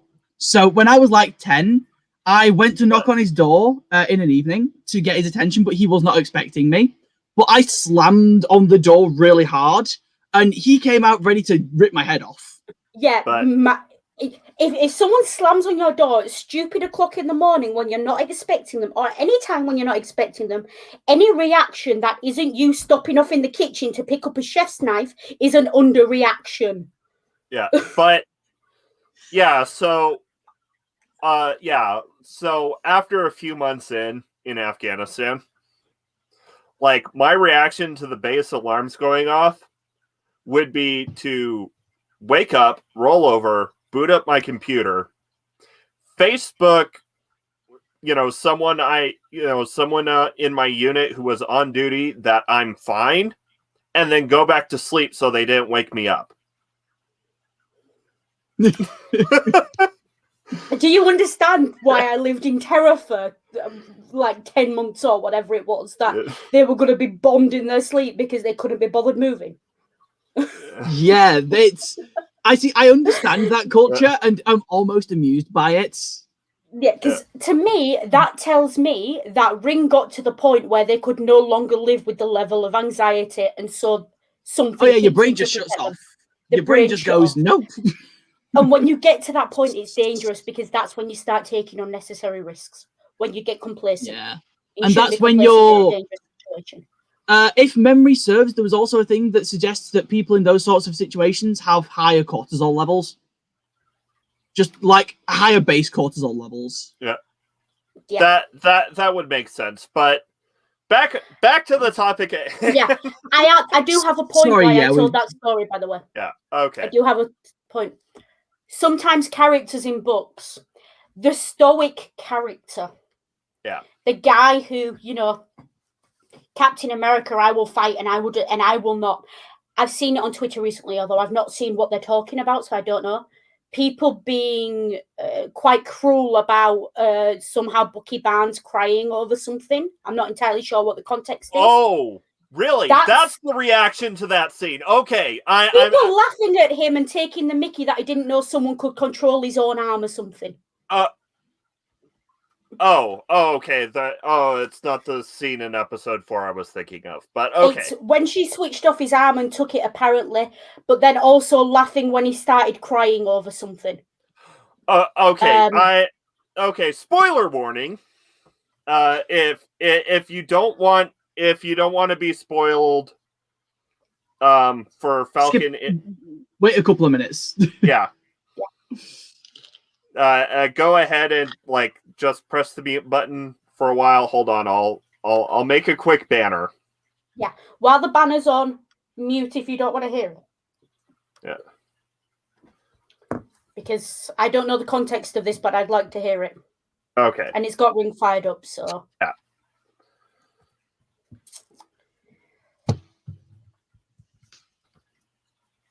Okay.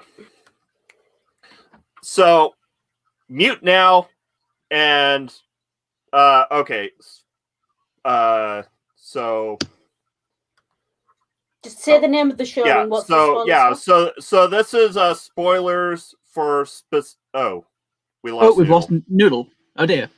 Okay, but spoilers for the Falcon and the Winter Soldier. Yeah. Spoilers for Falcon and the Winter Soldier, which actually I'm impressed with enough to already slate it for next year's Marvel month. That means I can catch up with it. Yeah. So spoilers for Falcon and the Winter Soldier. So episode 4 opened with a flashback scene to where Bucky is in Wakanda. To the time that Bucky spends in Wakanda, where one of the Dora Milaje says the mind control words to basically prove that their therapy worked and that he is no longer beholden to the brainwashing. And the scene. So as she's saying the words, he's fighting it. And it ends with him crying because he's free of the brainwashing. He's still got the scars of it, but he's free of the brainwashing. now, to be fair, most of the laughing I've seen about Falcon and the Winter Soldier episode 4 is when the new Cap got his ass handed to him by the Dora Milaje, and that's kind of earned because he's a major dick. Fair. He asked for that fight, and he bit off way more than he could chew. Yeah. Now I am seeing, and they are mostly young people, and they are mostly aunties, but I am seeing a lot of aunties laughing at that scene and claiming that it was stupid, and because quite clearly they have no empathy for what the sheer relief would be if you suddenly realize you are no longer under control of someone else. Yeah. And during that scene, you could see like the anguish in Bucky's face as he's fighting it. Yeah. Yeah, it's one of them, like, if someone took a gun away from your head, you would be fucking relieved. Yeah, you needed giving, you'd probably cry because you'd just be like, wow, I survived that. Yeah. You know, that's how human beings react. But some people are... Yes, also, to the people who laugh at happy criers, they're quite possibly experiencing a more intense emotion than you are. Yeah. Yes, I happy cry sometimes. I cry a lot, to be fair. Ring is aware of this. Because tears are a very good way to release kind of excessive emotion such that the brain doesn't have headaches. Yeah. Yeah, it's just catharsis. It's just, it doesn't matter what feeling I'm feeling. If there's too much of it, I'll start crying. So, you know, that's a thing. Though I will say, for those who haven't watched Falcon and the Winter Soldier, particularly episode 4, I'm not going to go into it because even with a spoiler banner up because it is too spoilery. But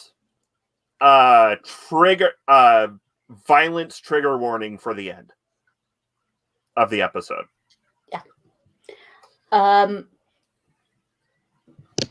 Right. So yeah, we kind of we went off topic with trauma, but the thing is, sometimes the symptoms of trauma can mimic other. Technically, PTSD, depression, anxiety, they are on the neurodivergent spectrum because they are outside of the norm. Yeah. What's considered neurodivergent is there's you can acquire a neurodivergency. Yeah. You cannot. There are certain neurodivergencies you cannot acquire. For example, autism is not something you acquire to the best of our knowledge currently. Yeah, you can get the vaccines. You can give. Please don't not vaccinate anyone on the bed. You can. And the vaccines don't cause autism. Even if the vaccines cause autism, I'd rather a systems update than having COVID. And blue screen of death. The way so do I. Sammy Jenkins, I cry at TV ads. The whole vaccines cause autism thing. The way I see it, whenever you look at something that someone is being offered and you say, I don't want that because it might cause autism, or I don't want my child to have that because it might make them dyslexic or autistic or anything else. What I'm hearing you say is, I would rather this person were dead than autistic. I would rather this person were dead than dyslexic. Yeah, Stop it. No. Yeah. It's the whole neurodivergent inherently bad thing again. Yeah. Well, it's I'd rather see my child dead than deviate from the norm. Yeah. Like, and you even get that when it comes to like LGBT in particular fundamentalist households. Yeah. So when I'm about are pregnant, they always say the same thing. I don't care what it is as long as it's healthy. Now that's a perfectly acceptable wish to have. However, you need to broaden your understanding of what healthy is and what quality of life means. Yeah. What you call quality of life is not what someone with Down syndrome might call quality of life. Yeah. but it's still a quality of life. Yeah. Anyways. This kind of sort of segues back into the topic where a lot of the time, and this was kind of briefly touched on earlier, and I did say I wanted to come back to this to rant about it. The concept that autism can be fixed. So the amount of times that a clearly autistic coded character, whether protagonist or antagonist, gets a love interest, and when they're with the love interest, that removes their signs of autism. That's a really bad message to be sent for several reasons. The first of which being that that's not what happens. Signs of autism don't go away. The closest you can get to autism going away is learning coping mechanisms to function within a society that hates us.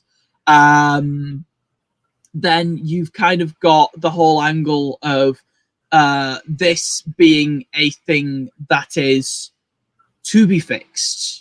And it's absolutely not a thing that's to be fixed. It's not a thing to try and change about a person. I am familiar with certain like Facebook groups which are spouses of people who have autism, asking about how to fix them, or asking about how to get them to do certain things or whatever. And I won't go into the stuff because it is disgusting and would make Noodle rant for another hour.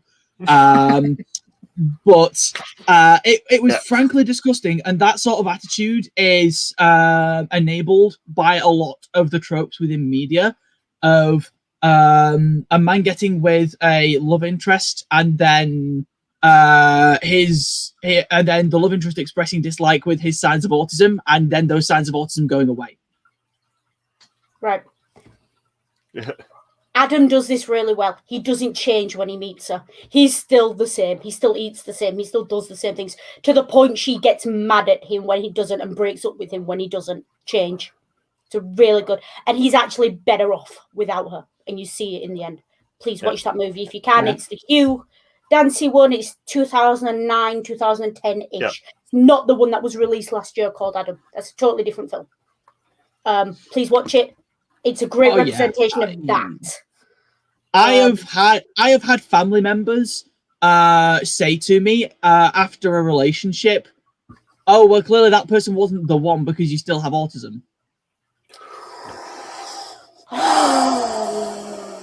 And it's like, okay, so I'm polyamorous. B, that's not how any of this works. I'm just going to walk away slowly. Okay, so first of all, being polyamorous means that by definition there is no the one for you. Yep. Yeah. Second of all, sex is not a silver bullet. Yep. Like, I was about to say something about penises there, but I was like, I don't know what your partner's. All right, I'm not but curious. Certain toys might be though. Yeah, but they're usually battery operated. I was about to say bullets are not usually battery operated. That's more of a taser. Yeah. There are probably bullets on the market that are silver though and are battery operated. But yeah, moving on. No. Look, I love Ring with all my heart. Ring is the one for me. I am Debbie. Ring is the one. Okay? If it's not Ring, it's no one. That's my thing. Yeah. Now, as much as I love Ring, my dyslexia has probably gotten worse since I met Ring. My dyspraxia has definitely gotten worse. There are certain things about myself I can't change. And I love Ring because they accept that. The love will not fix what's wrong with you. I say in inverted commas. Love will help you learn to live with it. Yeah. And there is a difference. And go on, sorry, Bing. So here's a very simple recipe for an unhealthy relationship. Ingredient: go into it expecting to fix your partner. End of recipe. Yeah. Yes. Or I would have added literally anything else, just this ingredient alone being included. Yeah. Yeah. And So- it's shown a lot. Like, even it's not a romantic relationship, but even in Rain Man, the relationship between the two brothers is shown to somehow magically cure the character autism to an extent. The other thing to note is that with all of the different ways autism represents, some people with autism are going to be spoonies, some are not. Yeah. Also, I should point out, again, as we were saying, not all autistic people are savants. The other thing I think, because we were talking about different tropes of autism, and do you mind dropping the trigger warning, please? Oh, yeah. Because there's another, and this feeds into it quite well, that I want to address. There's another trope about autistic people. We've talked about 3 so far, but there's another one, and it's what I call the trope of the autistic burden. The fact that the autistic person within the narrative is a burden on everyone around them because of their autism. Yeah. And we see it occasionally. And luckily, especially in sitcoms. If you've got an autistic character in a sitcom, it's usually played up that this person needs saving from various situations. Sheldon Cooper. Yeah. His autism or is even a burden on everyone around him, but his autism is also conflated with the fact that he's an arsehole. And that is even Abed, who I mentioned from Community earlier, it's kind of the attitude is that the other people in the group have to save him from making bad decisions or have to save him from being from making a bad social choice. And from what little I've seen of Community, it seems like Troy is Troy is in a pseudo carer position for Abed. Yeah, pretty much. He acts as like a pseudo carer for everyone in that group, but he is honestly a toxic person, and the only reason it's funny is that I can remind myself it's a sitcom. I was going to say, there's a character who places themselves as the pseudo carer for everyone. They need therapy. Yeah. They are the Molly Weasley character, and she really needed someone to sit her down and just. The thing is, it's not even Molly Weasley. It's that he is trying to he's trying to convince these people to be cool, effectively. Why can't you just accept people for who they are? Well, it is Troy that has the besties relationship with Abed and is the pseudo caretaker, like a pseudo parasocial, not parasocial, but the the pseudo carer. Oh, sorry, it's not Troy. Sorry, no, I was getting 2 characters mixed up there. No, Troy does do that for Abed, but Troy also kind of, a lot of the time when he's trying to do that, he is also he's also doing it with influences from other people of other people trying to say, oh, this thing should be good for Abed, and then him trusting them as opposed to listening to what Abed says his needs are. And it is Jeff, who was the character I was thinking of, who acts like everyone's carer. It was Jeff who pretends like he's in charge of the group and looking after everyone. Yeah. Just as well, while we're at it, I don't care what anyone's neurodivergence, disability, anything is. No one, not even their doctor, not their parent, not their priest, knows what they need better than they do. Yep. Yeah. I'm just saying that. I want to address something in the chat. Yeah. Yeah. Bill, you asked about sensitivity being another trope. I think it's part of the burden trope, because what you find is autistic characters or neurodivergent characters are sensitive, have meltdowns, have difficulties, and that is treated like a burden to everyone around them. And people walk on eggshells, or they roll their eyes at it, or become aggravated by it. So, okay, so and it is a problem. So I'm gonna say something. Go ahead and take this with Lop's wife. I love you. But So, we have the quirky genius, the just a quirky genius, and then we have the burden. And it seems like there's a pseudo high functioning, low functioning split when it comes to autistic coded characters in media, where they'll either fall either closer to just a quirky genius or closer to the burden trope. I would mostly agree, but that is more specifically for people who are neutral or the occasional protag. With antagonists, normally they're portrayed as people who are pretending to be high functioning, but then turn out to be low functioning. Which in reality, what that would equate to would be someone being high needs and being able to have their needs met, or being low needs, but then having some high needs days. Yeah. So yeah, I just wanted to address that question for you there, Bill. You're welcome. And yes, Sammy Jenkins, this is a thing where autism is presented as something that makes a character somewhat unredeemable. Yeah. Because autism can't be cured, and that's an assumption. But the thing is, autism doesn't make people bad. Autism doesn't make people a burden. I don't care what.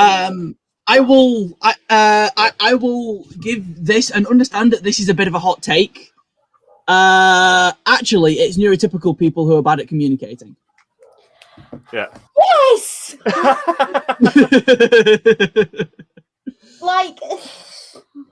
Neurotypical people exhaust me. So okay, so here, and I may be putting my foot in my mouth. So there's another thing about trying to diagnose historical figures. Please stop it. Please don't do that. And I was going to bring up as an example, and because I don't know if Turing was actually diagnosed officially or not, but the Imitation Game movie starring Benedict Cumberbatch portrays Alan Turing, or very much codes Alan Turing as autistic. Okay, two things. So apparently, go on. Sorry. Two things. But if you're going to try and diagnose a historical figure, please do it using primary sources, not a movie. Yep. First of all, because what's presented on screen is not the truth. It's a fictionalized version, always, no matter, even if it's a documentary, it's someone else's presentation. Yeah, so there was a paper published suggesting that in Alan Turing was Asperger's, or had Asperger's, sorry. I understand from a point of view of representation why we seek to do that, but it leaves the same bad taste in my mouth as it does trying to argue or figure out the sexuality of someone in history. Yeah. I mean, there are some people who are clearly bisexual because they did that. Yes, but cultures change so quickly that the word bisexual didn't mean anything 300 years ago. It was a default. Yep. You know, people talk about, the Greeks were gay. No, the Greeks weren't gay. The Greeks just didn't give a fuck what gender you were. They had other priorities. In the same way, people talk about, Einstein was dyslexic. Okay. Yeah. But so what? What does that mean in real terms? All that is a talking point. It doesn't lead anywhere.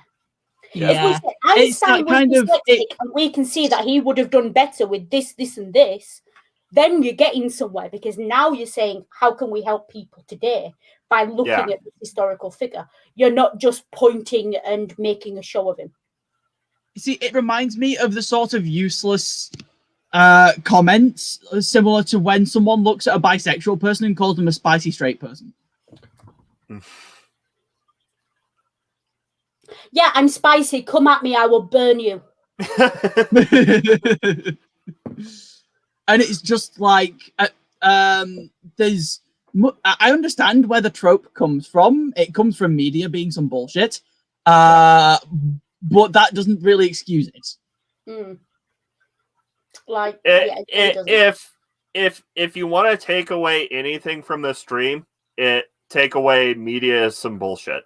Yeah, I think what we're concluding largely, because we've talked very little about media, what we're concluding is that media is shit at representation. Yeah. And if you want to learn about something specifically, go to the source and read the primary sources, the medical evidence, talk to the people who have it. Don't rely on TV shows and movies. Yeah. So we've talked a lot about media in relation to fiction, but there is media in relation to non-fiction that I think is potentially worth me having a small rant about quickly. Okay. Yes, I'll mute myself so you can do that. In that there is, in news or whatever, autism only ever comes up when someone who has done something negative has done something, and then it's said, and this person has autism, as an aside that doesn't seem really connected to anything, or it's said as an aside when someone does something that's considered heroic, that's frankly just other people around them being abusive and them managing to deal with it. And so it's kind of played out the whole victim villain double side of the coin trope within news, but also there are, like, when they do studies and stuff in sociology, a lot of the time they completely ignore neurodivergence, and if it comes up because the study is specifically about neurodivergence, and that causes some issues. And I will raise my hand to what Noodle just said in the chat, even though my camera's off. Yeah. You're still muted, Noodle. Oh, it's neurodivergent, Sammy Jenkins. You'll see those of us who are neurodivergent refer to ourselves as ND, and those who are not neurodivergent as NT. Neurotypical. So, yeah. Because this was a thing that happened quite recently, where a neo-Nazi was autistic, and they said his autism causes neo-Nazism. Listen, dyspraxia, as I've established, is very close to autism on the neurodivergent spectrum. Other than a probably definitely puberty-induced, holy shit, those uniforms are actually quite hot. Blink and you miss it moment when I saw certain scenes from Schindler's List. I've never looked at Nazis and thought I want to do that. Nope. And maybe that's me being Demi, but I've always looked at that sort of stuff and been like, why is this sort of uniform a thing for people? Yeah, it's just the clean cut lines and the thing. Yeah, I'm too ace for that shit. Yeah. No, but it's something I noticed as a teenager. Yeah. And what I'm saying is, my neurodivergence, like, my parents never beat me, so I assume I never had a neo-Nazi phase. Yeah. Because that would have been a good reason. or like, I honestly, I was technically near the line, but that was more fundy indoctrination than anything else. Yeah. You had a funded childhood. There's a difference. Yeah. The closest I've come to neo-Nazi is being really confused as to why anyone would want an abortion. Yes, but that was confusion. That wasn't. And that's when I say that's the closest I've got. Like, I was never able to be a neo-Nazi because, much as my church were fundy, I, growing up, was kind of like, but what about this? To the point where at 9 years old, I was able to teach some of the older people in the church things about the Bible. Yeah. Can I just point out as well, neurodivergent people, as a general rule, we question everything. It's very difficult to fall into a fascist mindset or anything like that when you're questioning everything. Yeah. Because you'll want an answer and you will keep digging for your answer. I'm not saying it's impossible, but generally we question. It's harder. Because the world doesn't make sense to us, so we are constantly questioning. Things you take for granted, we have questioned, interrogated, and put to bed. Yeah. I think what I was getting at, Sammy, is my parents would have beat me if I came home and said I was a neo-Nazi, and they'd have been right to do it. Yeah. You know, there's very few times I would say it's all right to to a kid, but yeah, you know, that's it. Yeah. And given your background, it would have been completely understandable. Yeah, given my background of a Jamaican mother and a Polish father. Yeah, that would have been something. It would. Yeah. That would have been something, wouldn't it? Yeah. Yeah. So, closing thoughts. Don't rely on movies and TV. If you're going to rely on a movie, the only movie I've mentioned throughout this whole thing positively is Adam, and I've done it repeatedly. Because everything we said that would be positive representation, I can point to a bit in Adam and go, yeah, that's in there. So have a look. I'm not saying it's perfect. It's far from perfect, but it is a good step in the right direction. And they did a lot of research before they started filming with actual people who have Asperger's. And it's one of the few films I've seen where a character actually says, I have this thing called Asperger's. They say it outright, which is, you know, really helpful for people who are on the neurodivergent spectrum to have that. Yeah. Watch it, please. Tell me what you think. I may be, you know, barking completely up the wrong tree. Be aware it's 10 years old. That's going to have issues. I feel like media is stagnating at the moment.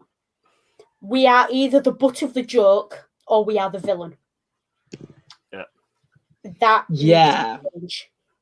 Yeah. So my thoughts on it would be obviously don't trust the information you see in media, but also be aware of the biases the media you perceive are going to give you, and we need to try and change representation in media, which I'm aware of people doing through fanfic and through messaging authors and shit, but also through writing their own stuff and through just kind of having conversations with people, such that you don't have to do big things to be a help.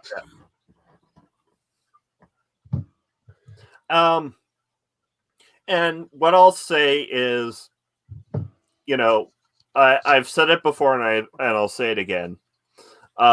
Media is how we as a species communicate our ideas. Its greatest strength is giving people a shorthand for an idea. So media needs to be doing better because it's taking its greatest strength and not doing anything with it. And as the great Uncle Ben said, with great power, there must also come great responsibility. And with that, we'll move to shilling. All being well, as long as my brain works, etc., etc. Tomorrow night, I'll be playing Death Stranding. At whatever time I tweet about it, that I'm going to do that. And Asterix and Obelix next week on my channel. We are looking at the next book in the series. I'll be doing that with Scummer.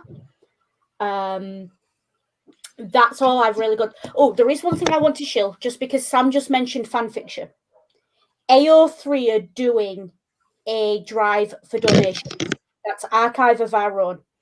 Archive of Our Own is a staunchly anti-censorship fanfiction archive for people to publish their works on, fully tagged and fully accessible with, you know, all the everything. It's the kind of the pinnacle of fanfiction publishing and transformative works. They also run an academic journal, and they archive other things as well around transformative works. Please, but they are a charity. They are a non-profit. I will second that AO3 are good. Yeah. AO3 is a good place to start. Yeah. They are fantastic. If you have anything to spare, or if you just want to shill for them, please do. The transformative media and fandom as we know it, all the positives as fandom as we know it, I should say, would not be what it is without AO3 in 2021. And we need to protect that and maintain it. Oh, absolutely. So, was that the last thing you were shilling, Noodle, or do you have other stuff? That's the last thing I was shilling.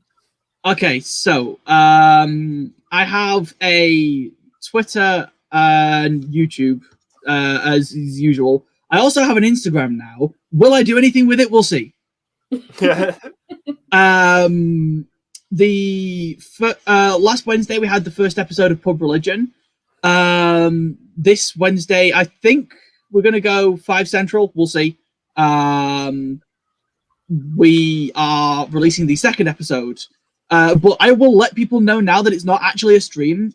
It's a premiere, but we are planning to have the co-host in the side chat to respond to people saying stuff. Cool. Yeah. Yes, and I think that besides that, the only other thing I particularly have to shill is that next week, I think Saturday, I am going on Granny's channel, God bless Granny. And let me try and find the message with her so that I can... good, I'll have something to watch that's not a funeral. Yeah. So Saturday the 17th, 11 a.m. Central, which equates to about 5 p.m. our time. Yeah. We're going to kind of do like a general chat, I think, on Granny's stream, but it's intended to be more UK friendly, and we'll see how we go. Okay.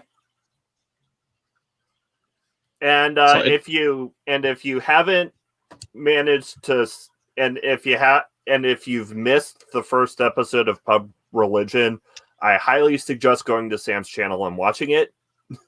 It was a blast to listen to. Yeah, and subscribe while you're there if you're not already. Yeah. It's about an hour and 15 minutes long. We're intending to keep them between an hour and an hour and a half, including like the shilling portion. Cool. Yeah.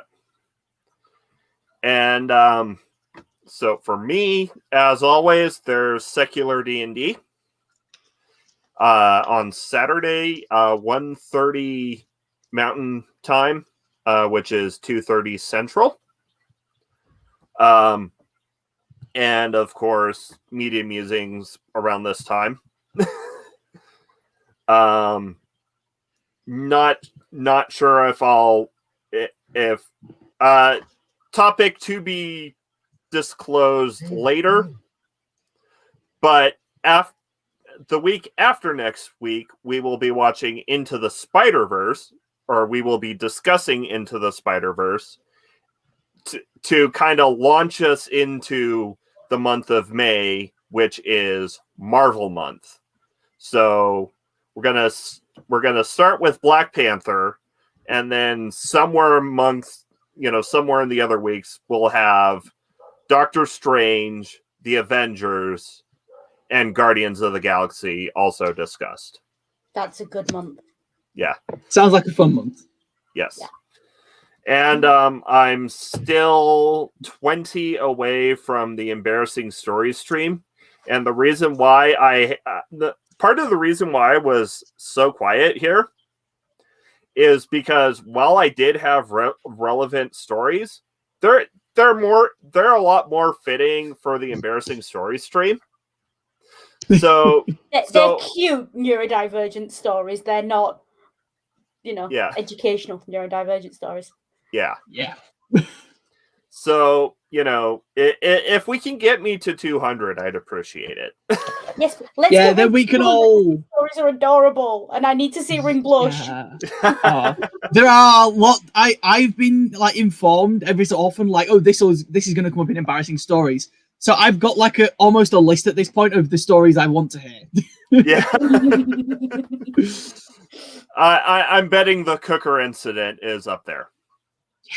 What about the camel pack? I'm not sure that's one I've heard mentioned. The camel pack's a good one, as is the helmet story. Yeah. Fair enough. Yeah. So we have these incidents in our lives that amuse us. Yeah.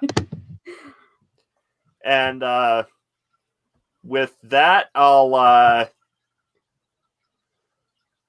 also, as Sammy Jenkins said, make sure you gently, lovingly caress the like button on your way out. Ask consent first. Sometimes it says no. Yeah. But Sorry, I had to. with that, we'll move into taglines. Take care, be good, and if you can't be good, remember, use your noodle. Have a day, and remember, communication is key. And remember, indoctrination is a hell of a selfie stick, so don't choke on it.